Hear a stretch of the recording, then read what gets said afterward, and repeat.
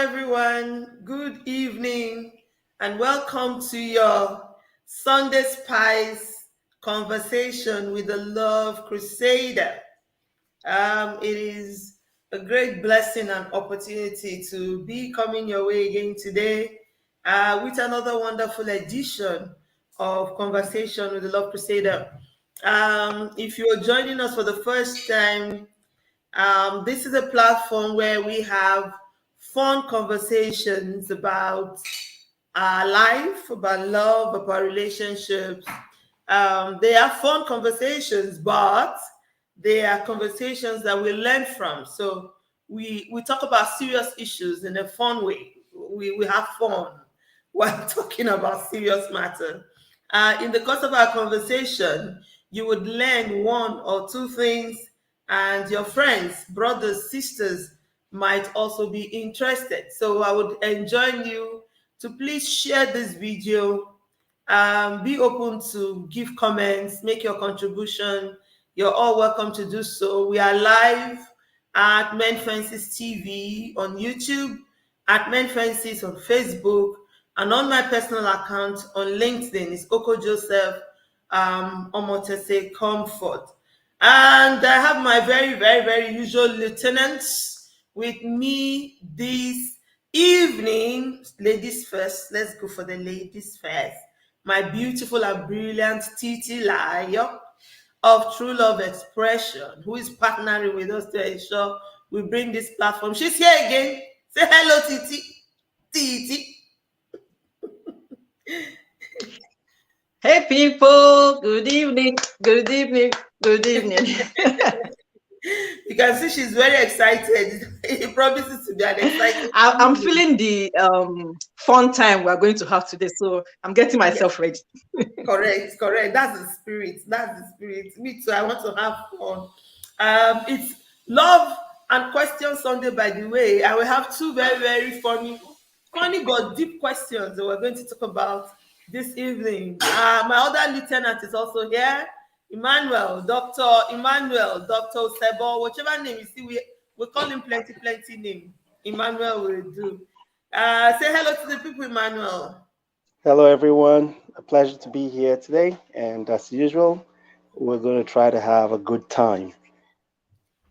All right, people, I'm not going to waste your time because, like I said, it promises to be a very, very exciting edition. And we have two questions. I told us that for the Love and Question Sundays, we'll just be taking two questions alone. It's that these were not the only questions that came in the course of the month, but we take only two questions so we can deal with the questions very well. There's no rush. Please keep sending in your questions, whether they relate to what we have learned in that month or not. As long as there are questions about life or questions about love in general, about your relationships, send the question. There's a WhatsApp number on Facebook. It's connected directly to us. If you send a message through that WhatsApp number, we'll definitely get to air your question and answer it on one of our Love and Question Sunday. Okay. Let's try and do justice to the questions that we have today. I'll read out the questions. The very first question that we have. Remember, this month we talked a lot about love and career, and these questions actually came. The questions we have came from the love and career discussions that we had. All right, so it's ladies that sent in the two questions. So I don't know, maybe the brothers are shy. I want to encourage you guys to send in your questions too. I know sometimes men don't like to talk, but please talk. We will not mention your name. I will answer your questions anonymously, so no one knows it's you asking. All right, let's try to deal with the first question. It says, I'm not good. So this is a woman saying, I'm not good at business, but my husband will not allow me do office work. He has given me money twice to start a business, and the business is packed up. I know I am not cut out to be an entrepreneur. and believe I will do well at a 9 to 5 job. This is a source of conflict as he keeps referring to me as a failure. He is very ambitious, outgoing, and is a contractor, but I'm not that kind of person. How do I resolve this conflict? Ah. So I went ahead to ask her, why doesn't your husband like office job? Because I really wanted to know if there was any um how will I put it? Underlying issue. Yeah, what is the cocoa in this matter? Why doesn't this man like office job? Is it because it will take your time? Is it because, okay, let me answer what she said. She said, number one, flexibility. He believes that with business, she can go to work anytime and maybe close anytime. And she has like the power over her time. And Autonomy. yeah, that autonomy over her time. So he's looking, he's looking at that. But the other aspect of it, which she really doesn't like, is he says there's always office romance going on. So the man believes that your guys in the office will be chiking and toasting his wife. So Wow. I don't know whether the woman open business, somebody cannot walk into her business and toast. Anyways, we will start with the man because this is a man issue. When the Really? Wow. maybe me and Sister Titi cannot help the men further. Oh yeah, brother Emma, Oh, my. say what can I do? Oh. Speak for your brother. Let's know what's going on in your brother.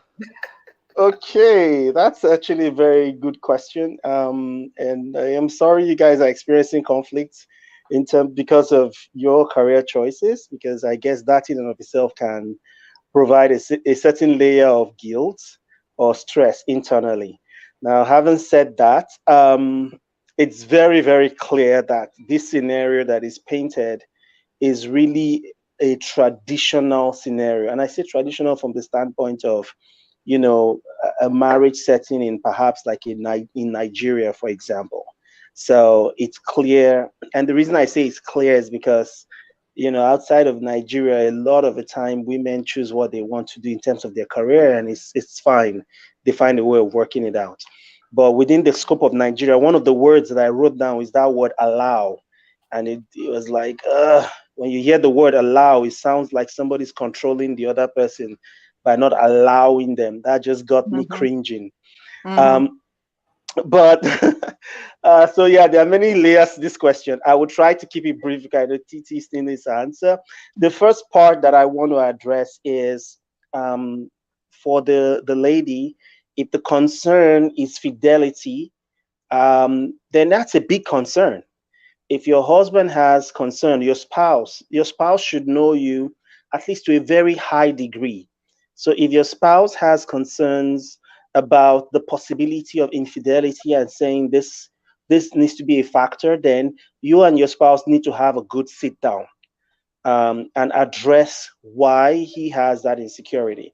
Is this coming from his own background experience? Is this coming from something that has happened in the past in your marriage? So we cannot just blow off his concern and say he's trying to become controlling, because fidelity is a big deal. So if you get to the crux of the matter and realize that whatever it is that is really driving that fear of possible infidelity, if you realize it doesn't really have anything to do with the marriage or you, then we can start having a conversation on, okay, how do we go forward with this? Because if this is your heart desire, it will only create, like you've mentioned, conflict and frustration within the marriage. So let's try to understand his concerns. Let's address them. In terms of flexibility, what does that mean? Because one of the things that come with doing a 9 to 5 job is predictability. It's predictable. You go to work at this time, you get off at that time. Anybody that is doing business and want to be successful at business, at the initial phases of that entrepreneurship, you'll be investing the bulk of your time. So if we're talking about something even consuming time, business might end up consuming more time. So let's address the concerns, is what I'll say. Have a sit down with your spouse these are the concerns you've outlined. Why are they a concern? What exactly are you talking about when you say time and flexibility? Now, how can we create a solution, a way that we work together for me to still be able to go to work and still be able to meet those flexibilities that maybe you are concerned about? That's one. In terms of infidelity, we've already talked about it. It still boils down to having a conversation. I do not think, and let me say it categorically, I do not think that you should pursue business even if you don't like it, all because your spouse says you should do that. I do not think, and I don't believe there is biblical precedence for you to do that. To me, that is controlling. And that is only going to create continual friction because you will feel unfulfilled, you will feel unhappy going forward. So I'll leave it at that and I'll hand it over and join back again later.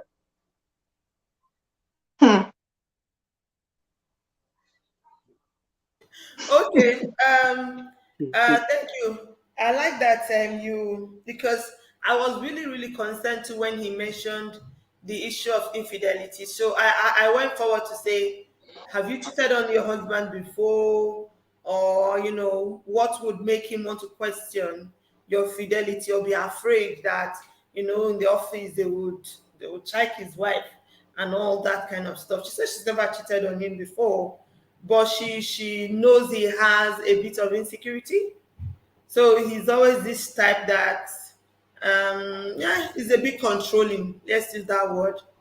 And he wants to know where she is at what one particular time, who she's talking to, stuff like that. So and the question I threw at her was, does he know that if, for example, you become successful in business, you might even meet more of these so-called, in quotes, big men, because the bigger the business gets, the bigger your social cycle will expand.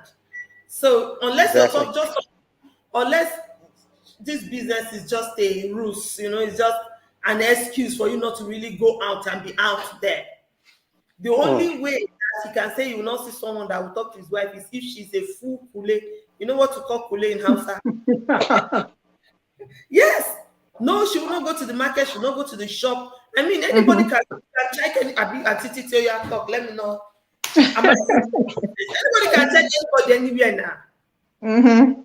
Abi, they're not checking you. If I married Juma like you, don't tell me because I don't want my brother to hear. Go on.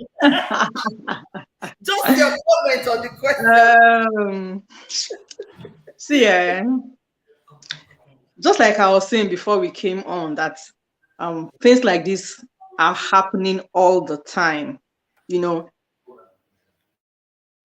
and it's a good thing that we even have more insights to this situation, because we know now that the guy on his part has a little bit of insecurity issues, so that's one thing that might need to be handled. And you have to choose your battles. Which one do you want to win? If he has insecurity issues, which yeah, you might not be able to please him, but there are some things that you just intentionally do. He wants to know where you are, what you're doing, before he even asks, because you have targets. You know that you have an ultimate target, so to speak. Before he even asks you, call him and say, see, I'm here now, and I'll be home in another 30 minutes. Just to wet that.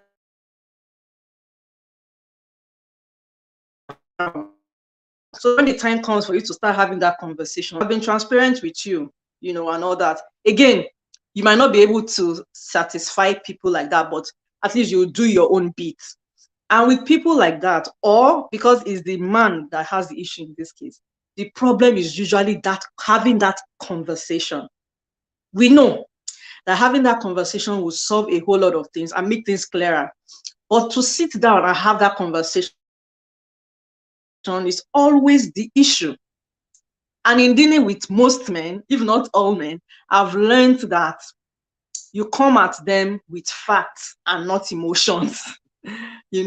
So if you eventually have that sit down, you start saying, I don't know why you don't want me to do 9 to 5. I feel like you don't do it. You're not going to get anything. So come at him with facts and say, see. And that's why I said, do the background work of being transparent, because that's one of his fears. So do the background work.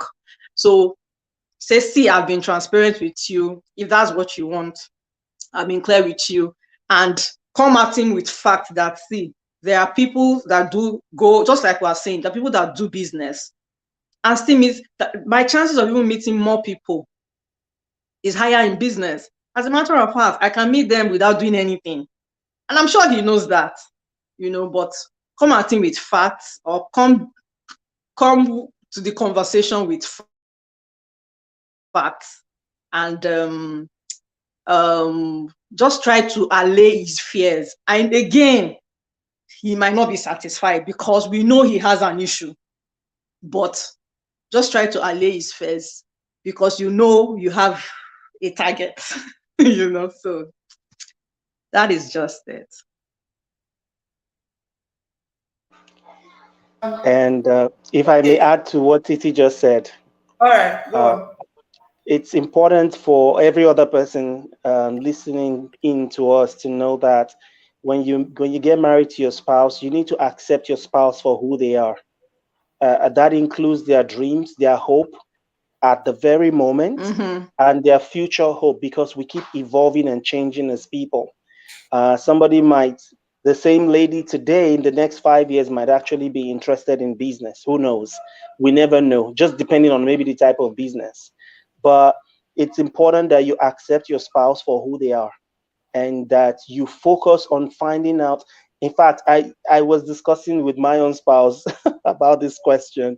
And one of the things that popped up is I was telling her that I think it's healthy in a marriage. Every 5 years, you need to ask your spouse, so what do you want to do now? And I'm asking from a career standpoint, what are you interested in now? What do you want to do now? What's your focus now? And then how can I help you along that journey of achieving it? And when the person tells you, decide what you can do, transparently explain, this is the part I can actually do to help. I may not be able to do everything you want, but I will support you. And I love you. I want to see you happy. I want to see you be the best version of yourself. So I wanted to actually add this point in there. Okay. Thank you very, very much. If people could have conversations like this, we would have more marriages that are succeeding. Having conversations like this is always the issue. I was just going to say it's that, how do you start some of this kind of conversation? Because especially when it's like Titi was saying, when it's coming from the woman, it's harder. I'm not trying to be partial, but some guys will even tell you that they don't want to hear let's talk. The moment you say, sweetheart, can we talk? The wires and the tentacles of some men, they're already standing up like, they don't want to hear let's talk. Why? You're a man, Emmy. Can you help us really? What's going on? From experience, they know. Of conversations. Why are men afraid of talk? The talk. Why? You wake them up in the night. They'll say you spoil their sleep. You tell them in the morning. They say, don't you know I'm supposed to be going to work? They come back in the afternoon and the evening. I've had a long day. I'm supposed to be relaxing. At what time do you talk to this man? Oh, because they are running away from the talk. Why? Why do men run away from the talk? Help us. From experience, so they know exactly. That's when the woman says, let's talk, there's fire on the mountain. Exactly. And when there's fire on the mountain, what do you do? Everybody run.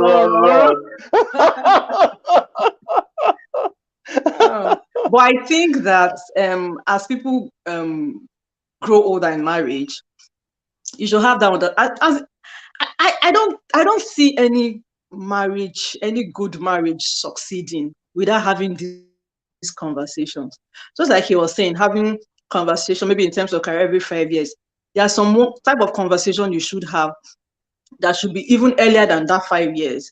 There are certain conversations that day to day, because life is happening. We all go out, whether it's the one that wants you to do 9 to 5 or not. We go out, things are speaking to us, things are affecting our subconscious daily, you know. So it is important that these conversations be had as often as you both agree. If not, you will miss out on each other. And that's the challenge most marriages have. One person has gone way ahead, the other person is still behind. You know, one person is thinking things in their mind, calculating things, so they've gone far. They are not saying anything. The other person is waiting to catch up. You know, so as much as it's possible, we should be having this conversation. So I understand the man thing. You know, when you hear trouble, you take cover. You don't even wait for wherever it is that's coming from. Okay, hold on. But the earlier we begin to hold on, Titi. On a serious note, is it every let's talk that actually ends up as trouble? Yeah, chances are that it will end up as trouble if you don't watch it. Did you get that? Ima, is that true? Well, I'm going to. If it is not constructive, because for most women, there's that tendency for them to get all emotional and break down. Then you forget about what you're saying and start consoling and say, sorry, it's not like that. I didn't mean it that, you know. So if you're not intentional, if you don't make it constructive, most of the times it ends up going south. Okay. So anyway, for a lot of men, yeah, it's a bit challenging if the experience is not positive. If over time you feel like conversation always leads to conflict, then you avoid conversation to prevent conflict. Because contrary to what many people believe, a lot of men just want peace in their home. You know, they want some peace. Don't want peace. I'm sorry. That's not the point. I'm not speaking for women. I'm just saying, since it's been thrown at me, a lot of men just want peace, and they want peace and quiet. And if your conversation is going to produce tension, you know, maybe anger, stress, negative emotions, a lot of the time people shy away. We're human. We'll shy away from things like that. But again, it's still the same. And again, there are many factors. Women are very, very intelligent beings. And this is not a men versus women conversation. But generally speaking, women win most arguments. All right. When conversations boil down to an argument, I would say 80 to 90% of the time, women win those arguments because they're just is who they are by nature. And of course, like Titi mentioned, a lot of men will stick with the facts, but a woman will not stick with the facts. She will go around all the things that surround that issue. So she will win, of course. But at the end of the day, we lose the purpose of the conversation. It's not I win. We're not trying to. It shouldn't be an argument. Conversation to win or lose. It shouldn't be. Right. So it shouldn't be an argument. Thing. It's the mindset. You come into the conversation thinking, attack, because they're about to win me. Let me guard myself or prepare myself. So it's the mind. Yes. Let's start changing our mind. What's the purpose? Yes, I think there's a bias, and that's the problem. So the way to go about it then would be, if anybody listening is in a situation where you're finding it hard to get your husband or the man to actually have a conversation, you might want to reassess your approach. How do you approach the conversation? You might want to reassess the content. What kind of words do you use during the conversation? Are they accusatory in nature? You know, are they critical in nature? You know, is it another tongue lashing? Because of course, you know, so all that needs to be assessed, because when the Bible says that our words should be filled with grace, you know, so that it gives grace to the hearer.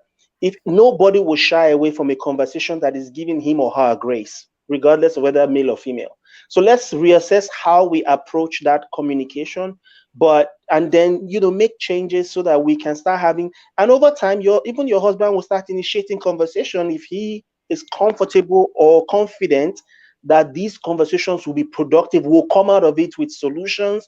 We'll come out of it with ideas, with strategies. You know, we'll come out of it feeling much better than before we started. All those things impact if somebody wants to have a conversation. Okay, all right. Back to the Yes. question. that we were Since he has dealing with. spoken, wait, Mama, wait. Oh yeah, tell me. Since he has spoken for the men, let me speak for the women. Because I understand where he's coming from. Okay. That a lot of women, most women, if not all women, have a lot of work to do when it comes to presenting a situation. You know, we have so much work to do because talking comes naturally for a woman. So she just thinks that when it's time to have conversation, she will just talk the way she would normally talk, and the guy will get it, which most women will find out that it's not like that. So you need to think about what you're going to say, how you're going to say it, and how to present it. And that is true word, you know. But my word is for the guys. The woman is doing so much work trying to see how to present these things in a presentable manner, because nowadays the people that are having these issues are not women that tongue lash. I'm not saying there are no women that do tongue lashing and accusation, and you know, the women that have these issues like this are not women that they are wayward with words, or they think this thing through sometimes. I'm not saying all the time. So my point is, on the part of the guy too, he should start reorientating his mind. Even if conversations like that come out, turns out, as the man, why are you head of house? That's what, when they say you are the head of house, these are one of the things. Take control of the situation. It's not just to be bringing money, or take control of the situation. Find out how to have constructive conversation. Yes, these things are tough.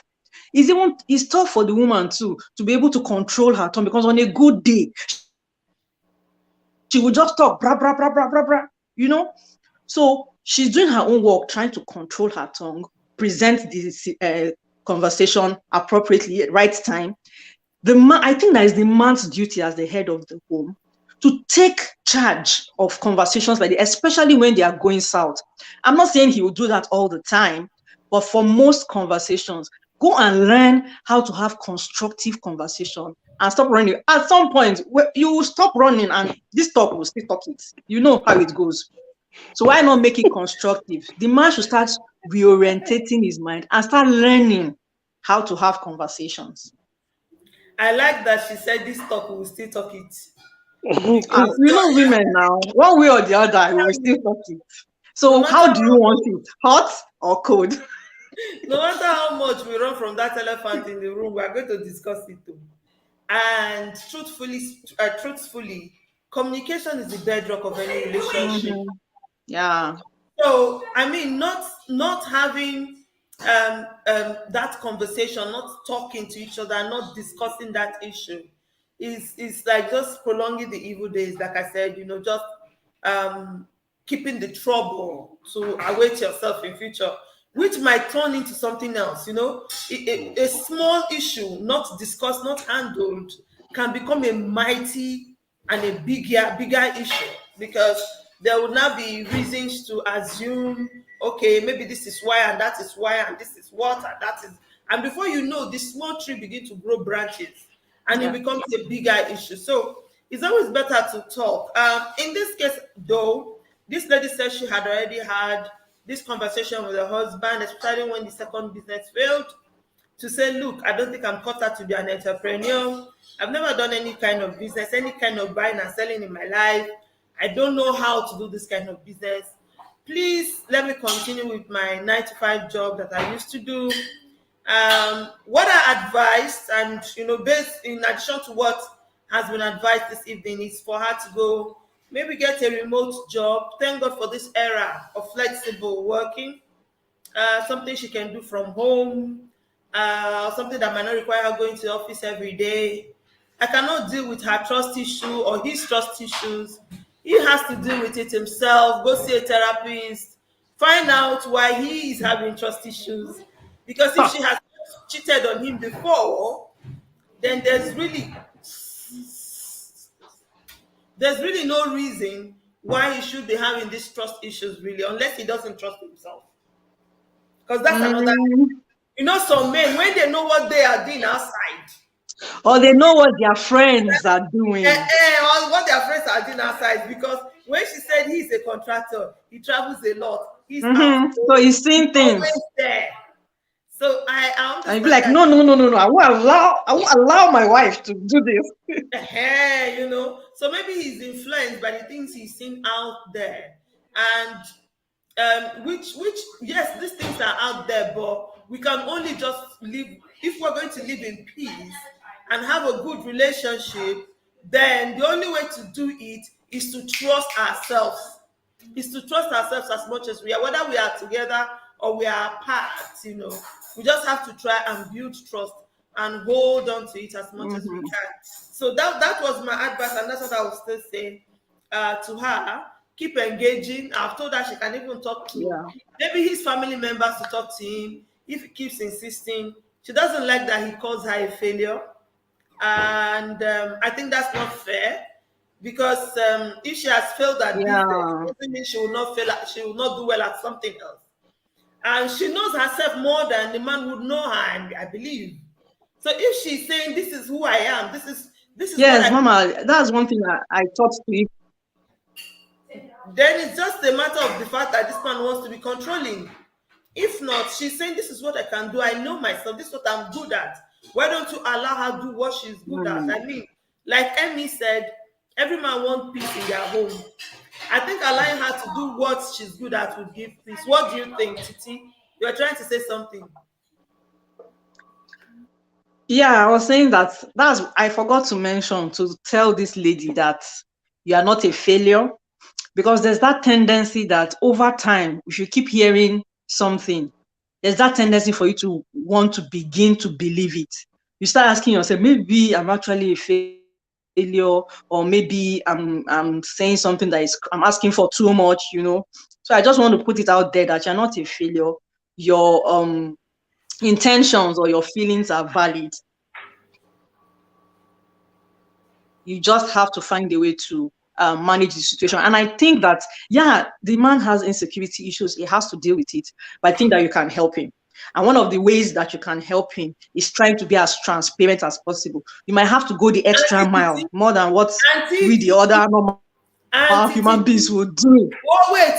Yes, you have to help him. Because if it were the woman, wait, Mama, if it were the woman in that situation, people would say things differently. Wait, I have a go to pick. Because you keep saying she should help him by being transparent. I don't think that's the problem here. Look, that's not the problem. People have this kind of issues. If they don't therapeutically deal with it, no, there's no amount of transparency.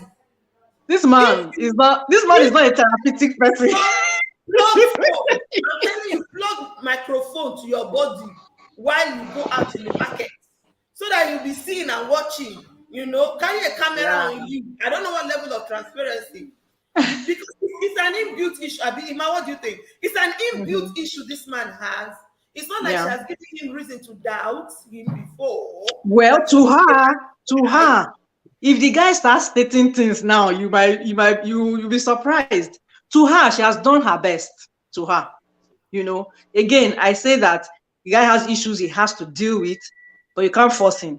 You can't control him and say, "Yeah, you must deal with these issues." I'm just saying from her own aspect what she can do. Again, she knows that she has a target.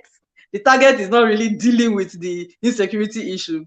You have an ultimate target of helping or trying to make him understand stuff, you know. So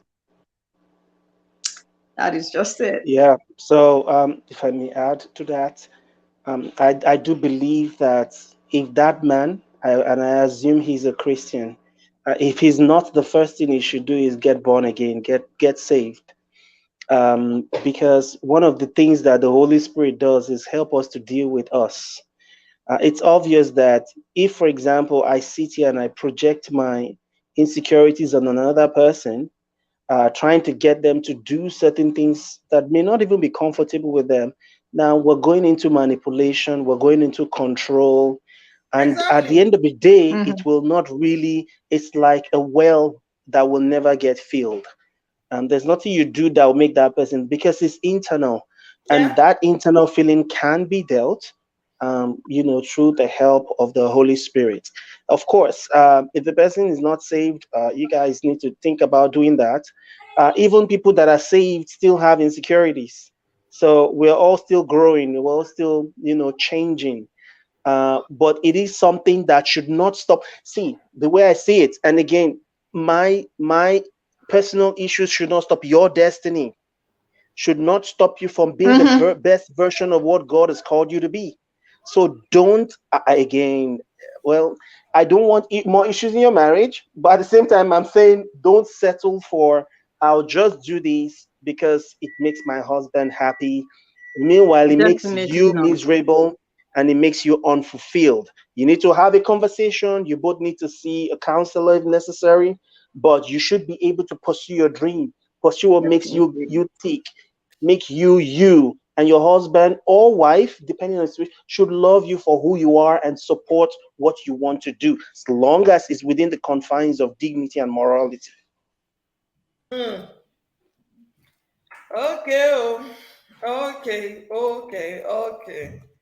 I totally agree. Am I talking? Am I muted? We can hear you. All right, great. So I totally agree with all your points. Thank you very I can much. hear you. As much as I know that no one person can heal anybody, if you have a problem, an inbuilt problem that is affecting your marriage, I advise that you just go seek therapy, seek help, go find out why. You'll be surprised that maybe that kind of man, the mother cheated on the father or a sister, it might just come from something someone has done or a nasty story, that he has heard, like what we were saying, from what he's seen out there. And these are things that he needs to deal with within himself, not project it on this woman who has not given him reason to actually doubt her. I mean, she doesn't have to go to work to cheat if she wants to be a cheat, actually. She doesn't have to, she doesn't have to go to a 9 to 5 job to cheat if she wants to be a cheat. So no one She can doesn't even have to step out of her house that's these what I mean. days. No one can monitor anyone. She doesn't need to step out of her house in this era and age that we are now in this world, Yeah. So he just has to give himself some form of peace. Because I can imagine that man that is traveling around, doing business and all that, and then at the back of his head, he's worrying, oh, okay, so what is this woman doing at home now? And who is she calling? And when she went out today, who greeted her? Who checked my wife? Uncle, hypertension. You're gonna die early. That you are just calling for early death. How many will you think? How many will you calculate? So for our own peace of mind, everybody's peace of mind, let's just live trusting each other that we will not do to the other what we don't expect them to do to us. That's where I will hang my horse as far as that question is concerned. But I think the second question is a bit similar. It's also coming from a woman, and she said, let me read it out.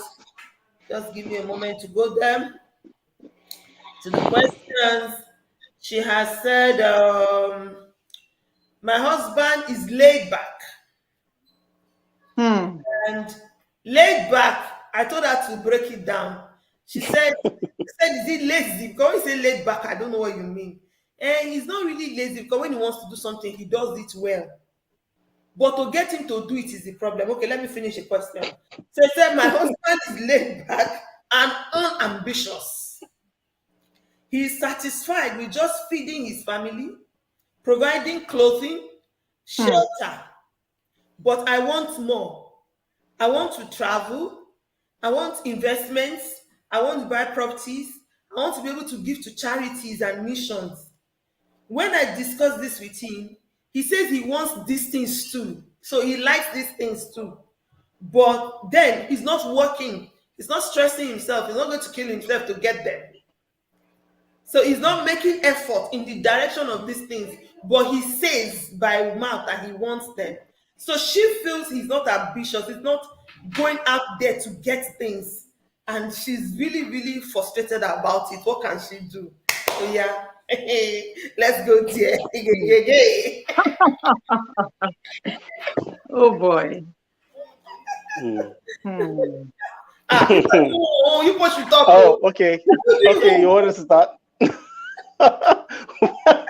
I thought you were going to pick a person to start. Okay. No, anyone. Lead. So I think what I have said and their questions are similar. The Yeah. same principle applies.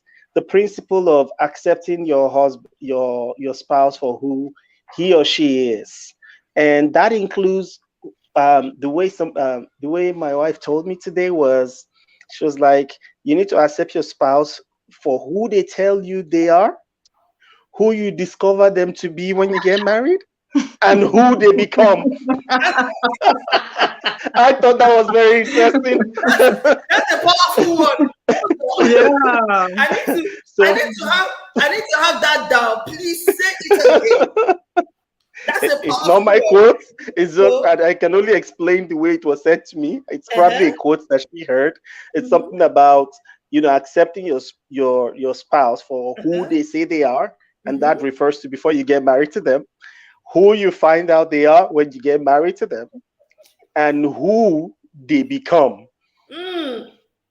Mm. So, um, for the person that is feeling frustrated about Mm, saying her spouse is laid back, a man is laid back, it sounds to me like the person expected the man to be a very ambitious person.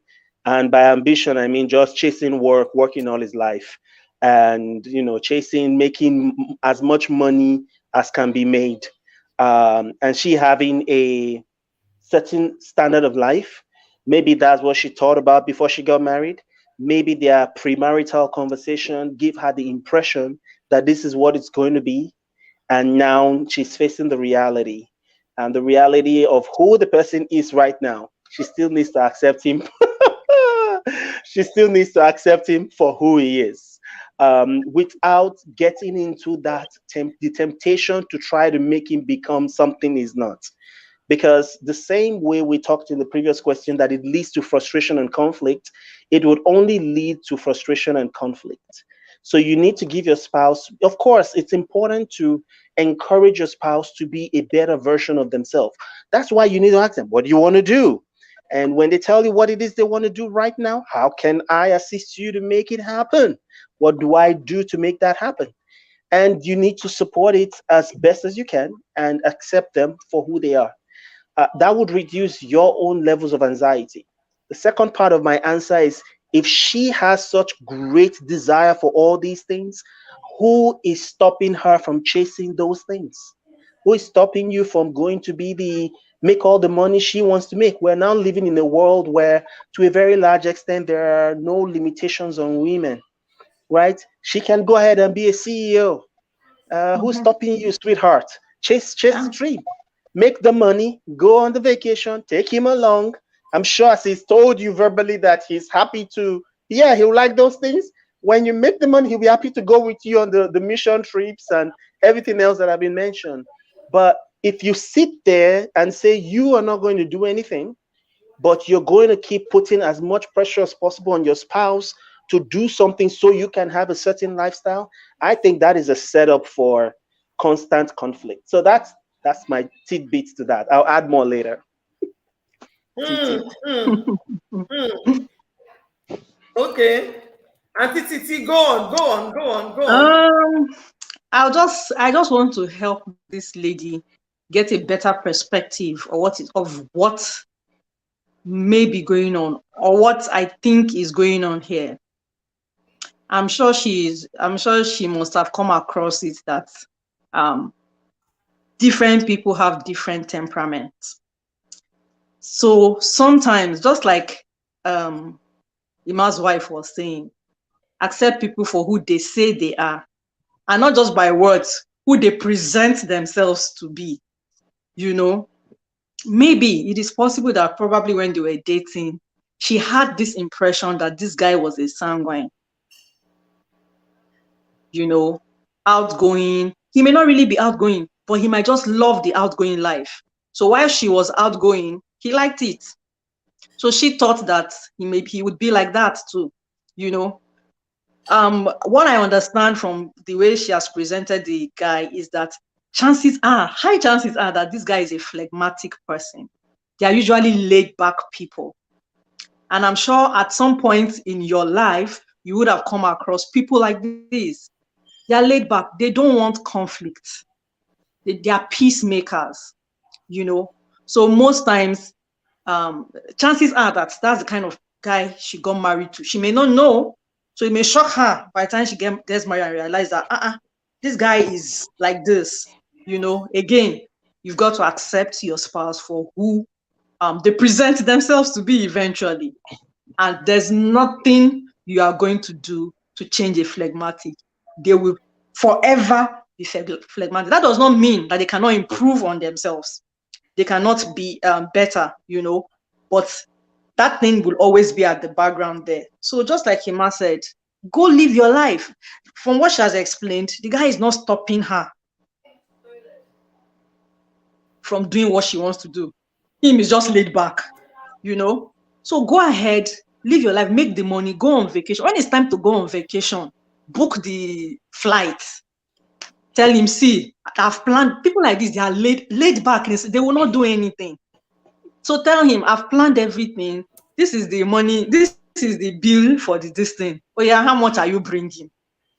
You know, since he says he likes it, right? So how much are you there? That's the way to handle people like this. But again, give yourself peace. Accept it that this guy is going to be like this. Titi like, you know, but that shouldn't stop you from enjoying yourself really. And that shouldn't stop you from incorporating him. You just have to be strategic about people like this, really. So if he likes it,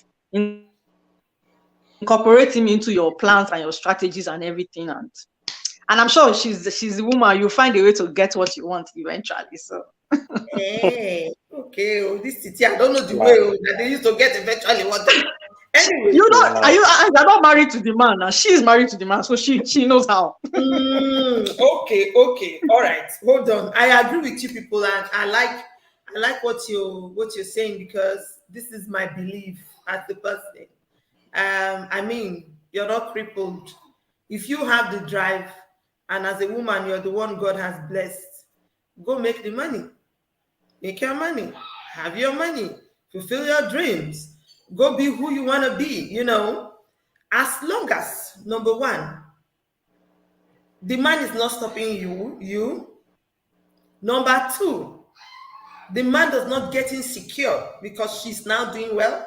Or it doesn't leave all the bills for you to be paying. Let's be very, very practical. For this kind of men who are this laid back, especially the one who can open his mouth and say, yes, me too, I want that. But he's not taking any action. By the time you start taking action, you start doing it, you would expect that, okay, maybe you carry him along. Like Titi was saying now, okay, I've planned the trip. You bring your own ticket. At least buy your own ticket. And you come and say, I don't have money. What will you do? What will you do? Travel alone? Leave him? You leave him now and go on your trip by yourself. This woman has to learn to be happy all by herself. Then why is she married? Is she going to be living single and married?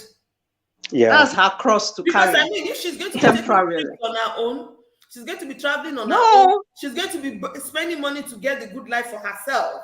In quote and unquote, why is she married? No, she won't do that on her own all the time. I'm sure that out of 10 times, the guy might want to participate maybe 2 or 3 times. That might not be enough for her. She might want 10 over 10 or 9 over 10. So she has to learn to be happy by herself and accept the input from the guy. I'll have issue when the guy is not even making any input at all, as in zero input. Then that would be a huge problem. Okay. Because it will be frustratingly annoying. I'm still coming back to this because I've heard a lot about this situation. And like Emmanuel will always say, especially in the traditional sense of what they see as traditional marriage, the traditional sense of marriage, this man is supposed to be the head of the home. He's supposed to be on the driving seat, you know, for giving the family direction and where to go and focus and how to do things. But he's laid back. And this woman is kind of forced, let's put it that way, to now want to step up. She's seen now, maybe as a controller. She's sitting on her husband's head. She's controlling the husband instead of her to be submissive. That's one aspect. The other aspect, for some men, okay, and I'll give you an example. I was sharing this. I don't know whether I said it last week or so. a couple, young couple, 2 years old married, the marriage ended. And it was because of a woman's promotion. The woman got promoted. This was not even about business. She got promoted, and by her promotion, she was not earning 3 times the money of the salary of her husband. The husband said to her, "Go back and tell them in that office you don't want that promotion. You cannot earn that kind of money. You cannot earn above me like that." What was when she started not taking up responsibilities in the house. I mean, this woman didn't buy gold for herself. She didn't buy shoes for herself. Oh. She started taking care of things like, oh, our generator has been bad for years. I'll fix the generator. And this is in the house. Let me fix it. That kind of marriage is not even good that it ended. Okay, see what you're saying now. Oh yeah, that's what I've been saying all along. That if the guy is just having zero input, then there will be an issue. But if he's making little effort, accept him for who he is. If he's having zero input, then there's an actual problem, But if he's contributing the best way he can, the little way he can, then it's not an issue. I can't be doing everything, planning everything, arranging stuff, and after years into the marriage, you still don't get it. Even if you are laid back, you don't know what your wife wants, you don't know what she likes. There's some things that you just do because your spouse likes it, not because you are that kind of person. Then your brain should be booting after a few years of marriage. Oh yes, your brain will be telling you, oh, she likes it when we go on vacation, so let me get into the please. Oh please, okay, Emmy. When she says that, it means she has nothing else to say. Oh please, you cannot have the floor.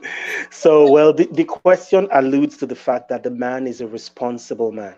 Yeah. The question alludes to the fact that he is very happy to meet the needs of the family in certain aspects.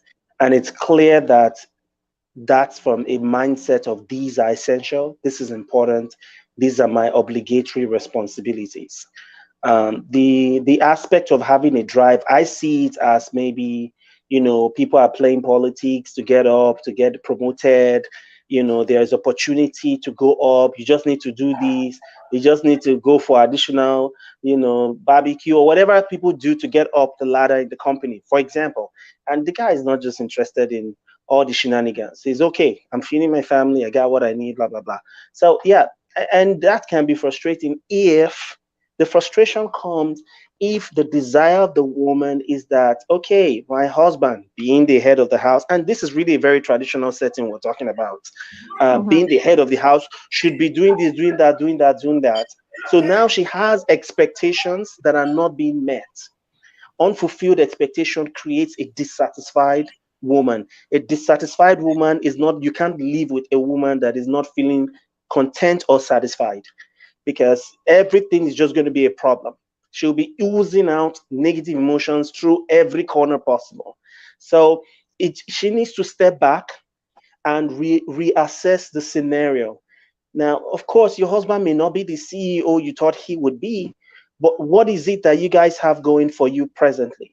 And then how can you, like a good Proverb 31 woman, take the capacities that you have now, what you guys have, maximize it such that you're still able to have those experiences that you want to have, and you guys don't necessarily have to live a life full of conflict. It's all about managing the situation. And part of managing the situation just means sometimes you just stop having those quote unquote unrealistic expectations. Yeah. This is who your spouse is as of today, because 5 years down the line, 10 years down the line, he or she may change. And you're like, oh, what happened? Well, life happens. People change all the time. So, but as of today, this is who he or she is. Embrace her, embrace him, and find out how you can continue to be a voice of support that propels him or her to be the best version of themselves today. I think that's what's going to give you joy and peace in your home, because you're going to get all those vacations that we're talking about. If you end up getting all that, and then your marriage is a crisis, it brings no joy at the end of the day.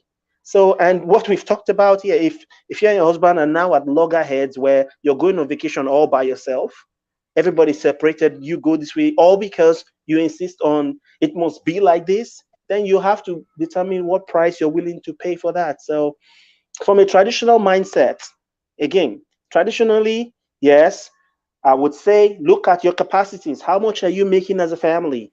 Where can you save?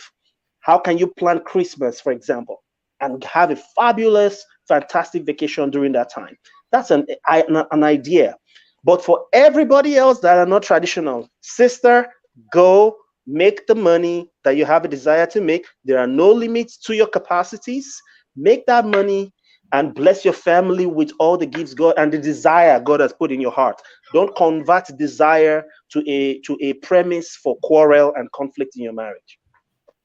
Thank you, Uncle, try and wake up. Uncle, try and be reading the room. Be reading the room. What does your wife like? Try once in a while. I understand that you are the way you are, but please try and understand what your wife wants once in a while. And when she asks for it, try to give it too.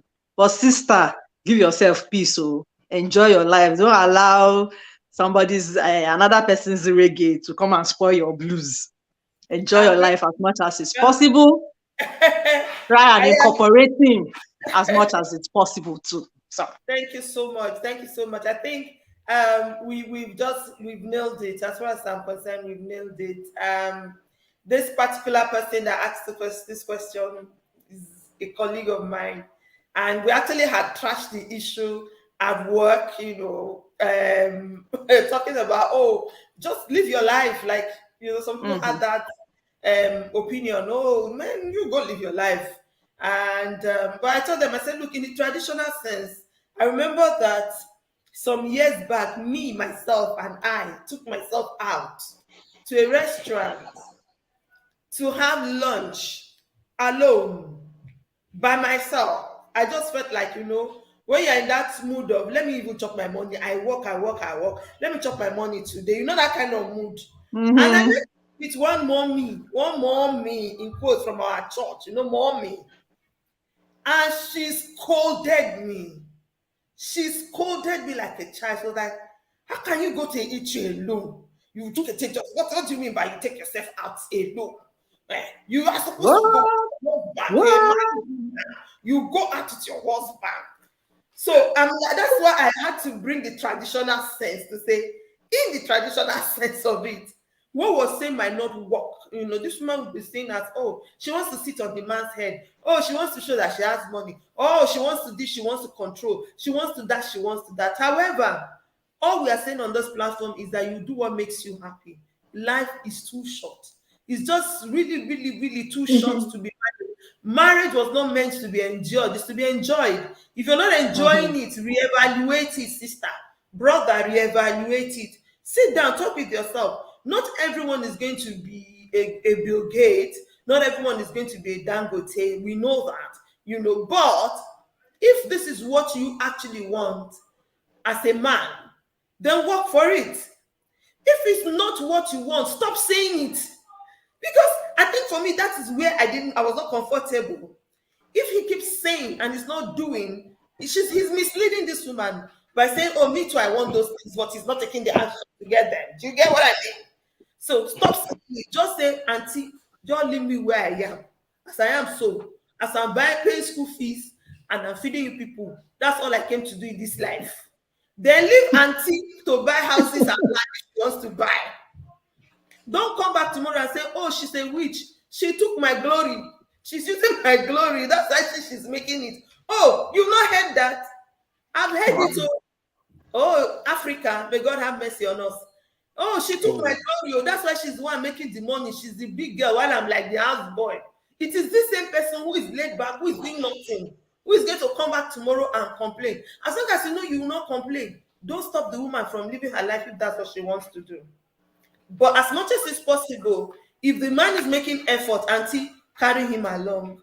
And say it to women. There is no house that is built that will be crying and say, hello, you see me? As you see me, I'm beautiful like this. It is the woman that brought 80% of the money we used to build this house. Nobody will know. It is our house. It's our house. So if the man cannot bring the 100% of the money to build the house, and he has 40%, and God has blessed you with the 60%, my sister, it doesn't make you his head. It makes you his helper. Help him with your 60%. Build the house of your dreams and live in it. Auntie, if you like a mansion, live in a mansion. Don't say, oh, unless the man is the one that built every single block. He is the head of the house, is the man. He has to build the house and bring me in. And then when the man cannot build the house and bring you in, you start being resentful. You start being bitter. Auntie, lower expectation. Like we always say, where there's no expectation, there's no disappointment. Do for yourself what you can do for yourself. Trust God to do the rest for you. All right, people. Thank you so much. Our time is up. I have no intention of keeping you beyond this 1 hour today. Next month is the main month that we have been waiting for. If you have not told somebody, please tell somebody to tell somebody. It is the Love and Sex Month. No holds barred conversation about love. So if your children will be watching the TV by 6 o'clock, or they will be on YouTube by 6 o'clock, just go and look for a way to keep them busy. It's going to be raw. We're going to deal with it. That big elephant in the room, the one that nobody wants to talk about, that thing that people have been shying away from. Next month, the entire month of November is dedicated to love and sex. Like I always say, continue to bring in your question. There is a WhatsApp number on our Facebook page. Send in your questions and we'll make all effort to answer it anonymously. So don't be afraid to say, oh, if I bring a question, they will know. Don't worry, it's between me and you. Even my listeners don't know the people who have asked these questions today. I don't tell them who the people are. It's just we deal with the question by the grace of God as they come. And share, tell your friends, tell your brothers and sisters. You'll be doing someone a good service by telling them about this platform where they can come and learn about love, life, and relationship. And I think it's high time we bring Jene Bobayoje here. Titi, what do you think? It looks like Emmanuel's wife has something to tell us. Oh, yes. She has something. What a good month ahead of us. I'm dragging that woman to this platform because this thing I heard today is a powerful rhema from the Spirit. Okay. Thank you so much for your time always. I don't take it for granted, people. God bless and replenish you. I love you so much for being there always. Thank you, Titi. Thank you, Emmanuel. God bless you. God bless your home. May you always have love and light in Jesus' name. All right, everyone. Thank you for coming in. Those of you who connected, I could see you online. Thank you for your comments. Thank you for everything. And until we see you next week, have a love-filled